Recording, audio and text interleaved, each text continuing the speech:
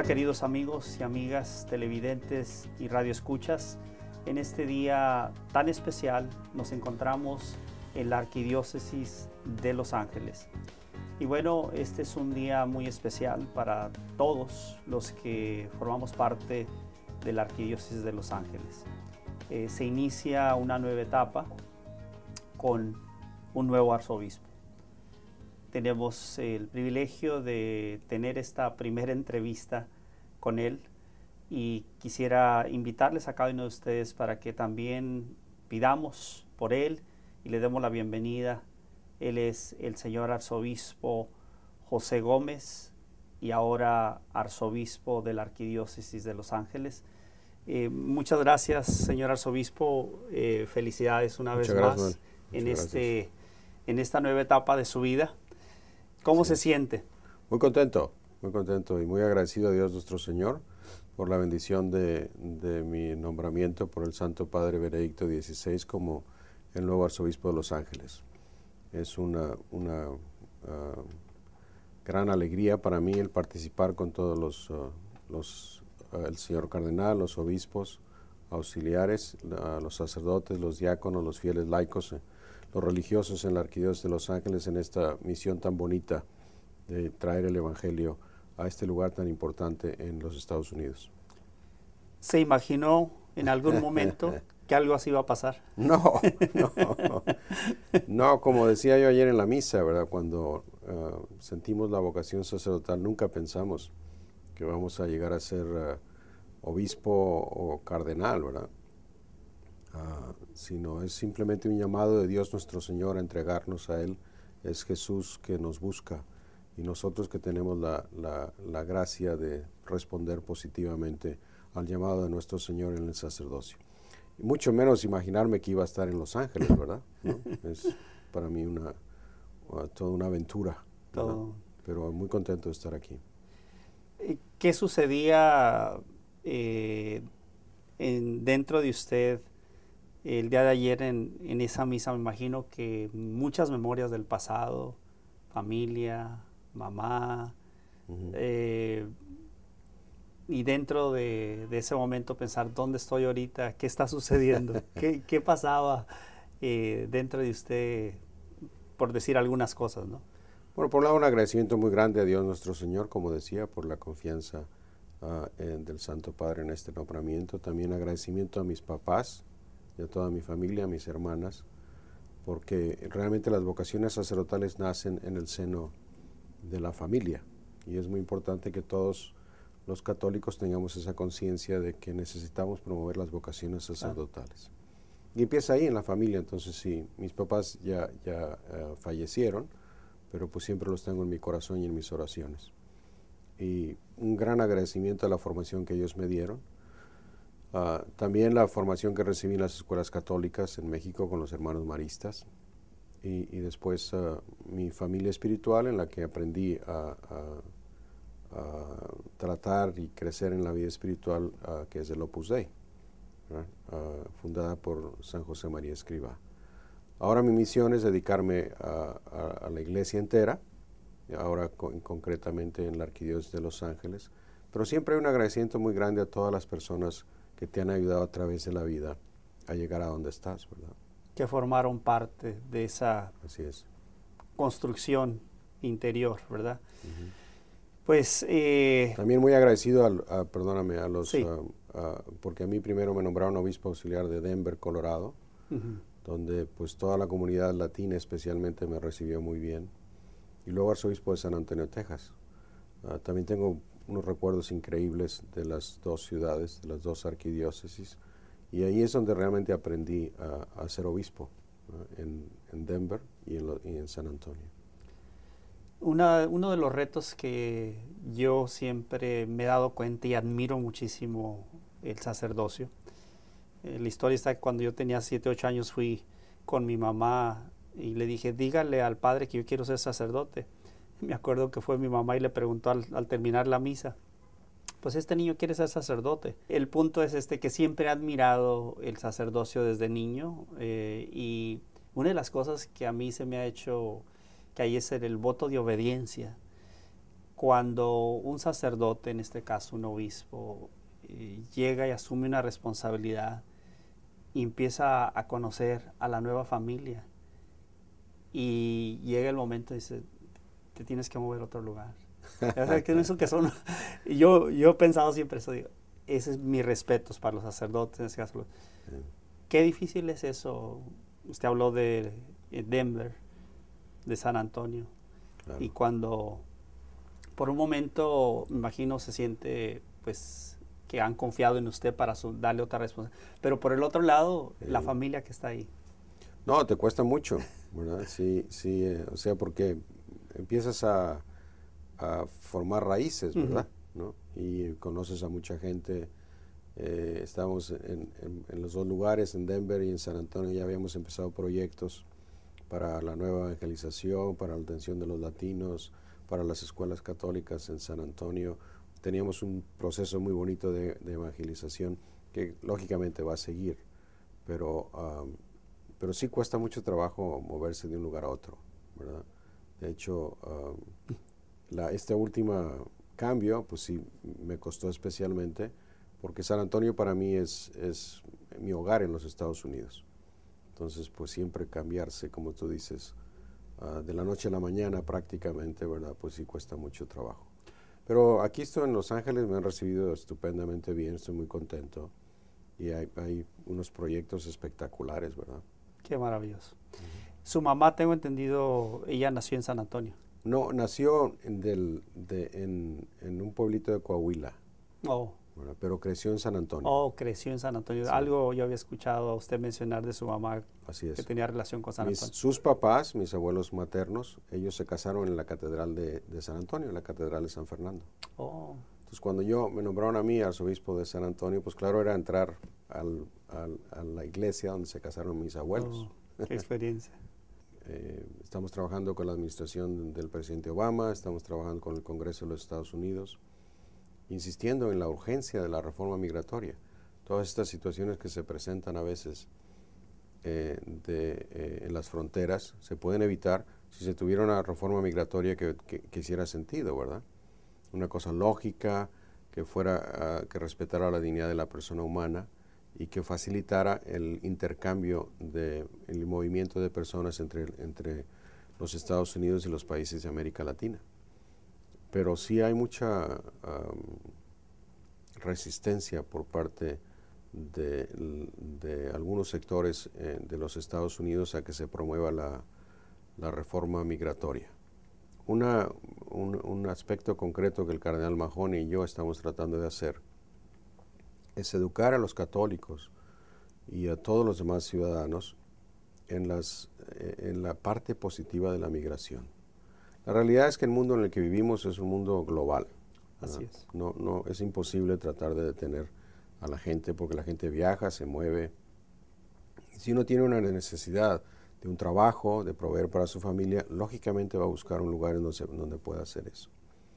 Entonces, el reto que tenemos en los próximos meses, y que el cardenal y yo no lo hemos tomado muy en serio, es ir por todo el país en la medida de lo posible educando a los católicos sobre este tema para que apoyen la reforma migratoria en corto plazo. El cardenal acaba de dar una conferencia en Carolina del Norte, yo la di en Florida, y desde luego la realidad de Los Ángeles es una realidad de una gran diversidad cultural y que a la mayoría somos extranjeros, ¿verdad? Sí. ¿No? Entonces, en Los Ángeles es una cosa aceptada, que se entiende, que se promueve, pero en otros lugares de la Unión Americana todavía no es así. ¿Qué tan importante es que nosotros, los hispanos, podamos tener una participación más activa? Muchos en estos últimos años hispanos se han hecho ciudadanos americanos. ¿Qué importancia tiene todo esto para favorecer a una reforma migratoria? Muy importante, ¿verdad? Es tiempo de que los latinos participemos activamente en la sociedad en la que vivimos. Y como sabemos, la democracia americana exige la participación activa de todos los ciudadanos. Entonces, por eso es muy importante que todos participemos activamente, que conozcamos cuáles son los momentos en los que nos conviene contactar a nuestros oficiales que han sido elegidos, ¿verdad? Para hacerles ver cuál es nuestra posición sobre ese tema. Yo creo que lo que más influye en la política en los Estados Unidos es la participación de los votantes. La persona que puede votar necesita hacer saber a su representante, a su senador, a su congresista, sus opiniones sobre este tema específico de la reforma migratoria. Sobre cualquier otro tema, pero específicamente de lo que estamos hablando, ¿verdad? Es esencial. Y la verdad es que nosotros los latinos tenemos una tendencia de ser un poco pasivos, porque históricamente así es nuestra vida, ¿verdad? Como decimos en México, hasta que no se sube el agua hasta el cuello, ¿no? Así es.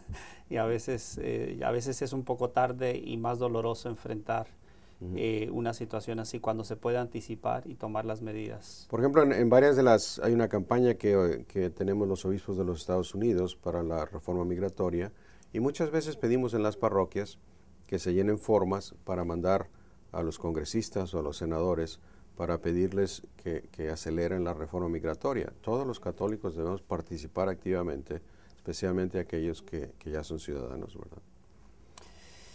Muchas gracias en ese tema tan importante y especialmente para millones de hispanos aquí en Estados Unidos.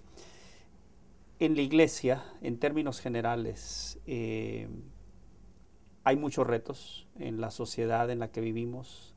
Santidad Juan Pablo II decía la cultura de la muerte. Por supuesto, ha hablado de la cultura del amor, que era y es el llamado que tenemos como creyentes, como católicos. En términos generales, ¿cómo usted ve el mundo en este momento? Pues como tú dices, hay muchos retos, pero yo creo que también hay mucha esperanza. Yo creo que es importante ver las cosas positivas que pasan. Desde mi llegada aquí en la Arquidiócesis de Los Ángeles he visto la fe de la gente, que es impresionante. He estado yendo a todos los decanatos, tenemos 20 decanatos aquí en la Arquidiócesis, y es muy bonito ver cómo la gente participa en la Santa Misa con una fe increíble.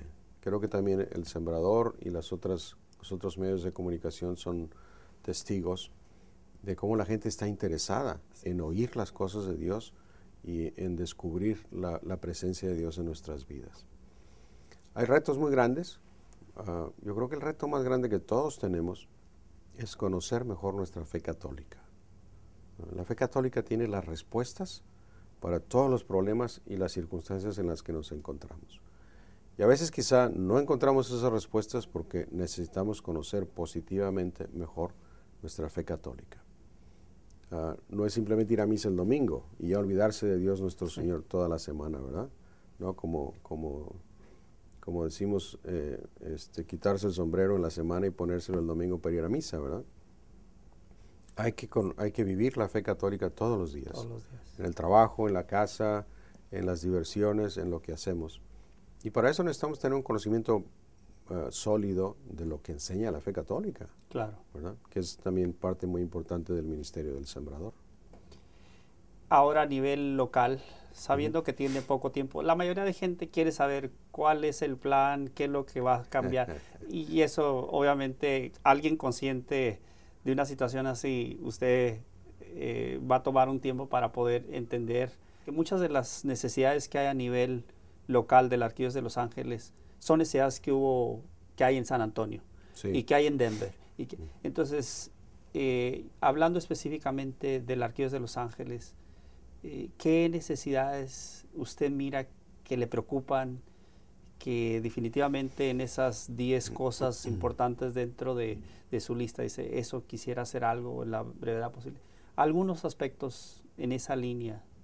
Correcto. Todo el mundo me pregunta cuál es mi plan pastoral. Sí, no, yo siempre les contesto que mi plan pastoral es el Evangelio, ¿verdad? Porque en realidad lo que estamos llamados a seguir y a hacer es conocer el Evangelio, que es la vida y las enseñanzas de nuestro Señor Jesucristo.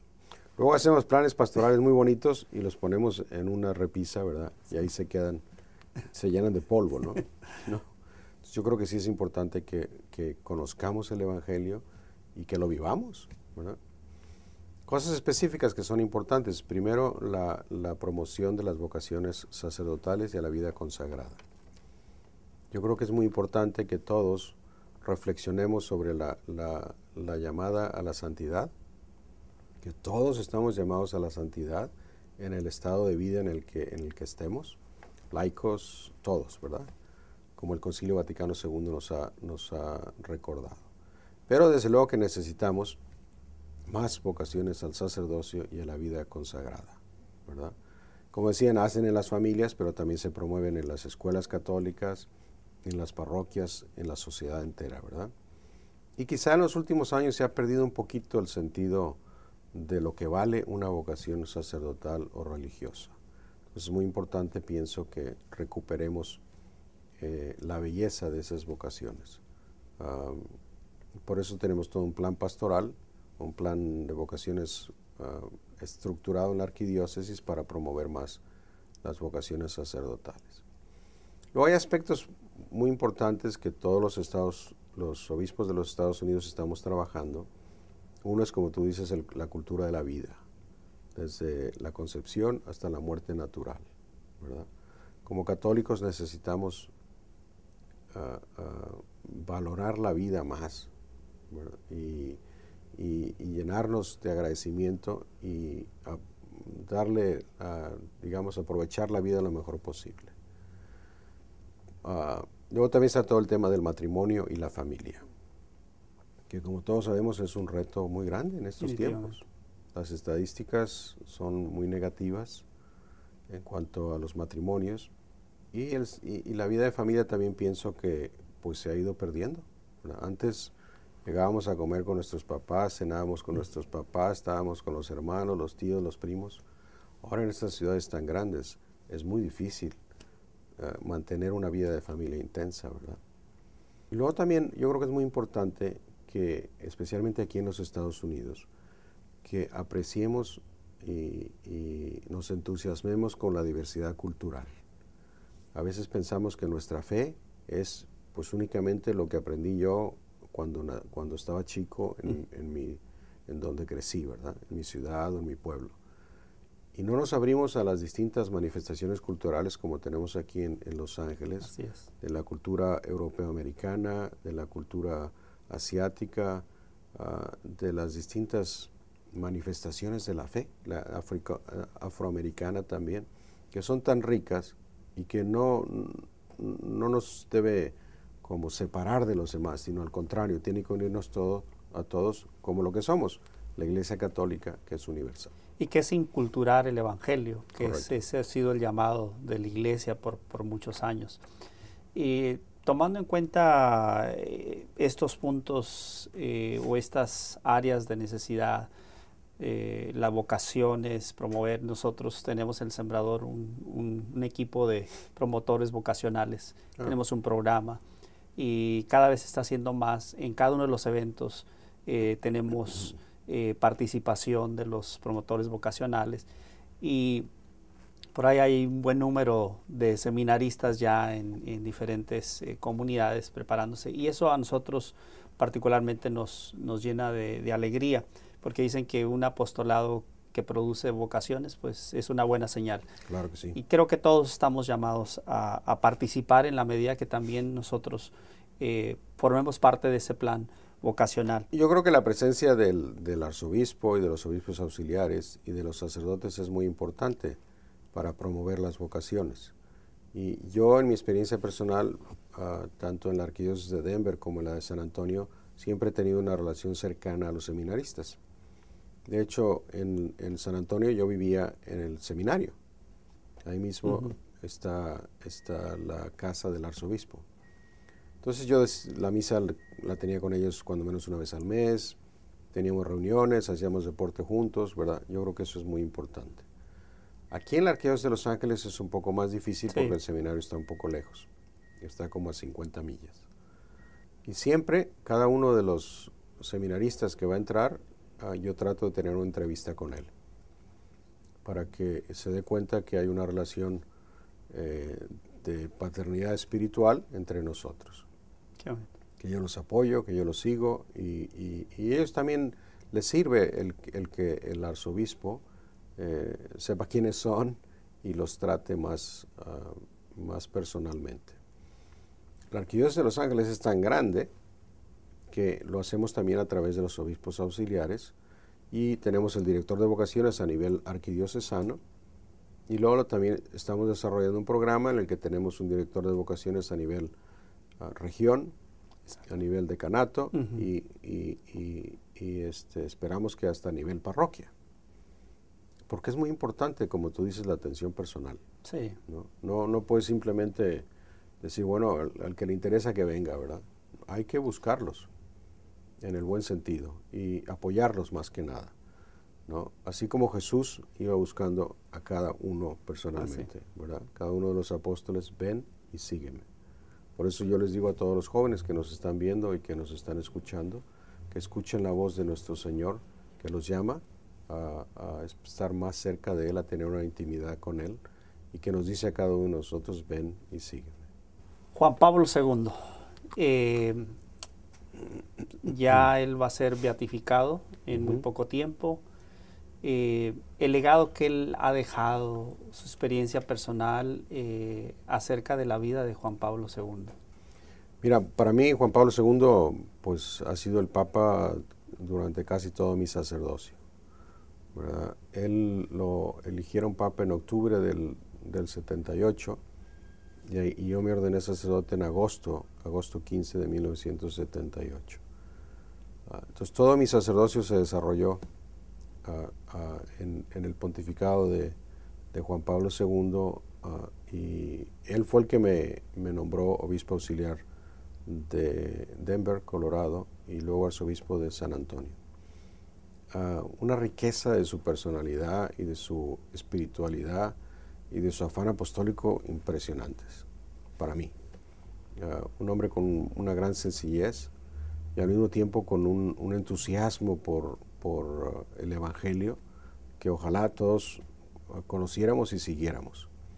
Y yo creo que los que lo vimos personalmente en sus viajes a México, a los Estados Unidos o en Roma, en distintos lugares, pues siempre nos impresionó muchísimo su personalidad tan abierta y tan positiva, ¿no? Yo creo que ha sido una bendición grandísima para la Iglesia el que él fuera elegido el Papa en la última parte del siglo XX, y que nos diera como la visión para el siglo XXI. Ahora el Papa Benedicto XVI pienso que nos está especificando cómo tenemos que hacerlo, pero yo creo que el Papa Juan Pablo II nos dio la visión y el empuje para empezar el siglo XXI, que está empezando como un siglo con muchos retos. Sí. Tenemos el problema de la violencia, el problema del secularismo, ¿verdad? Que se nos está infiltrando por todos lados, que la gente vive ya como si Dios no existiera. Y el Papa Juan Pablo II siempre nos llamó a duc in altum, que nos metiéramos mar adentro, ¿verdad? Para que efectivamente pudiéramos evangelizar y transmitir y compartir nuestra fe con la gente de nuestro tiempo. Para mí, un santo extraordinario. Juan Pablo II tenía una aceptación a nivel mundial, una forma donde, bueno, no se diga México, la gente pues se daba a él. Pero una de las cosas que siento que proyectaba era retos, como usted lo ha mencionado. Cuando escribió la carta apostólica Iglesia en América, el documento Iglesia en América, hablaba de llevar que todo creyente, todo católico tenía que tener un encuentro con Jesús. Correcto. Hablaba de la nueva evangelización, nuevos métodos, nuevo ardor. Yo personalmente, cuando yo empecé a escuchar eso, yo lo asumía personalmente, decía, estaba diciendo que nos vayamos, obviamente con la enseñanza de la Iglesia, con la guía de la Iglesia, pero a no tener miedo, que como inició su pontificado en el primer día. Él siempre nos retaba positivamente a ser mejores, y yo creo que el reto que tenemos ahora, los latinos en los Estados Unidos especialmente, es el positivamente sentir la responsabilidad de compartir nuestra fe con los demás.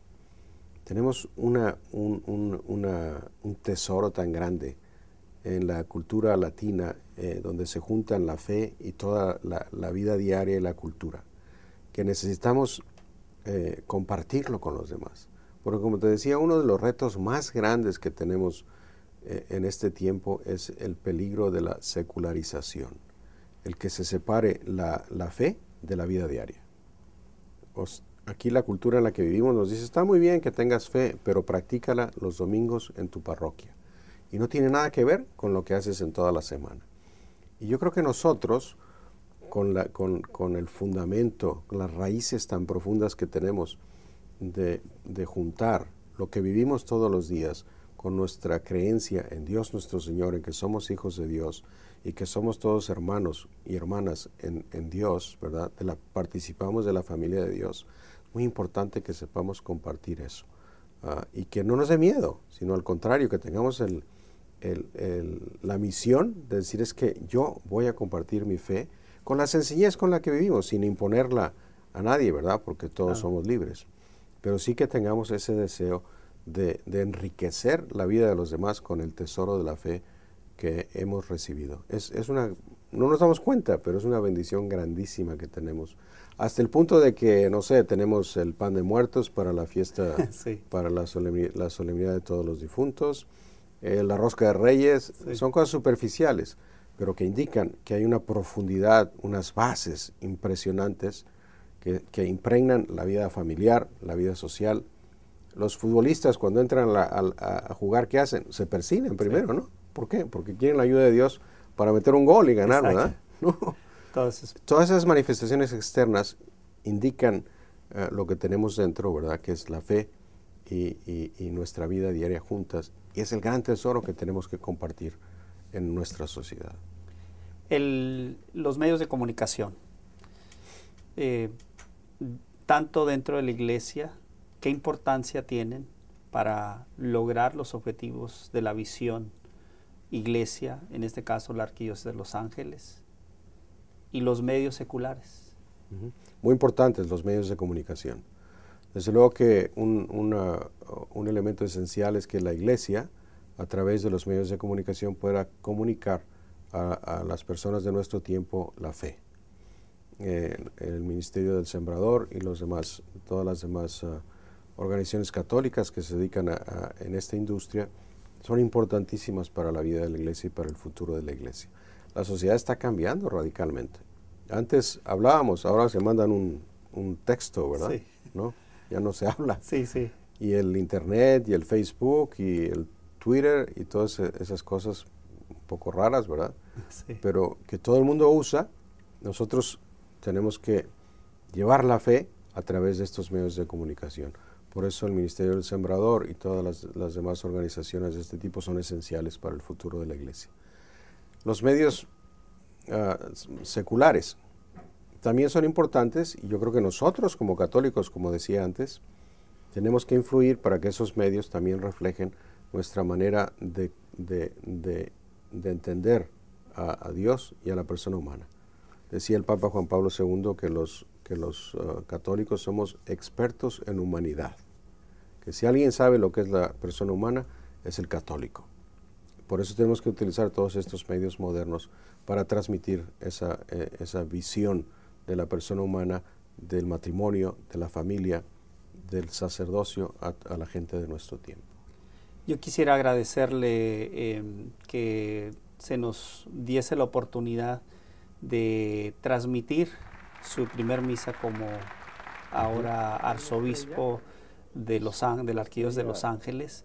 Es un hecho histórico y poder decir en muchos años ahí estaban las cámaras y el hecho de esta primera entrevista después de un día de haber sido nombrado arzobispo de la Arquidiócesis de Los Ángeles, parte de toda la familia El Sembrador, le estamos muy agradecidos. Muchas gracias, ¿no? Y gracias por estar ayer. Fue una misa muy bonita. Sí, muy linda. Le pido su bendición para toda la audiencia que escucha ESNE Radio, El Sembrador, la radio del Sembrador y ESNE Televisión. Claro, que la bendición de Dios Todopoderoso descienda sobre cada uno de ustedes y sus familias, para que con la ayuda de la gracia de Dios continúen en su jornada de fe, de esperanza y de amor. En el nombre del Padre, del Hijo y del Espíritu Santo.